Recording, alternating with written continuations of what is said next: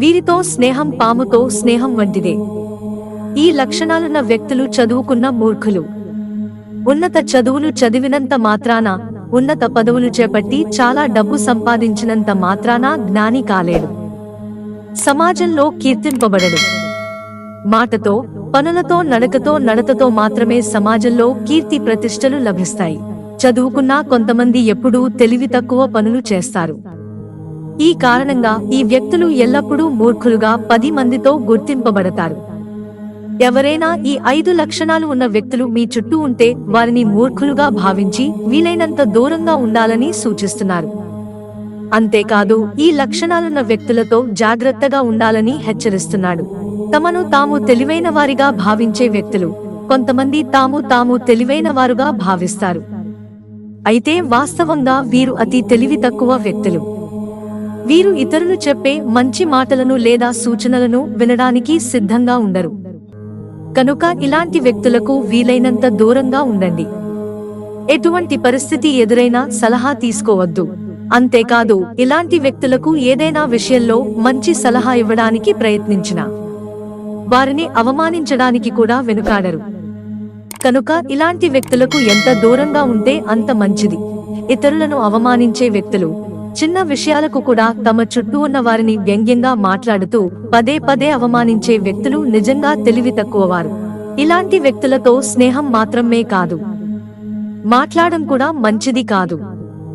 వీరి వలన అవమానం జరిగే అవకాశం ఎక్కువ. ఇలాంటి గుణం వ్యక్తులకు ఎవరి ముందు ఎలా మాట్లాడాలో తెలియదు.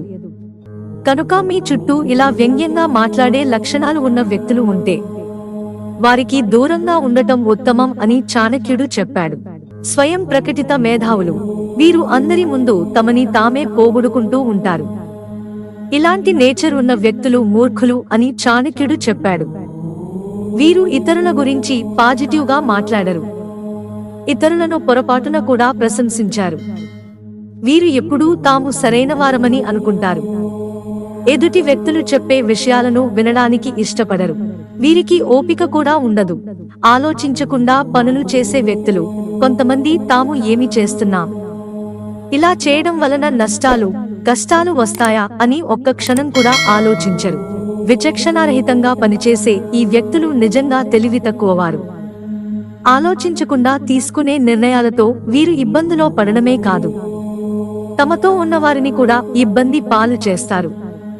కనుక ఇటువంటి వ్యక్తులతో సహవాసం చేయడం సరైనది కాదు.